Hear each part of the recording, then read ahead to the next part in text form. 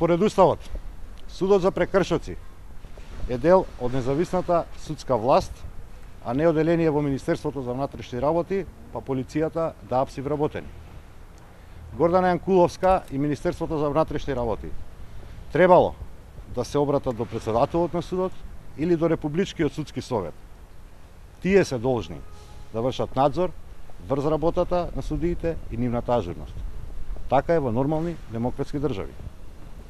Републичкиот судски совет, судиите, а особено Врховниот суд, имаат должност кон граѓаните да го кренат својот глас против овој најнов упад во поделбата на власта и во судството, што го направи власта на Никола Груевски. Власта неуспешно се обиде да го одвлече вниманието на домашната јавност од најкритичниот извештај на Европската комисија и даде само уште еден аргумент за растечката загриженост на комисијата за проблемите во судството.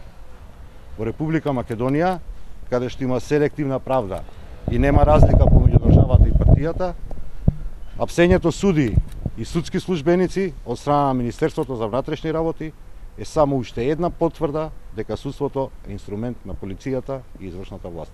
Благодарам. Повелете прашање.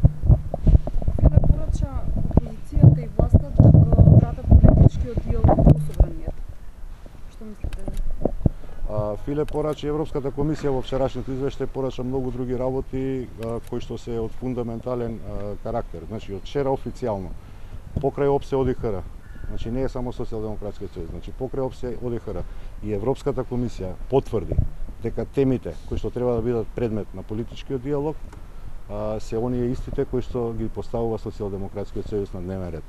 Во истиот момент кога ВМРО ДПМН и Никола Груевски ќе се согласат да разговараме за сите 5 теми, сите 5 точки, вклучително и техничка влада, и кога ќе се согласат техничка влада да биде гарант на договореното, во истиот момент ќе може да продолжи политички диалог.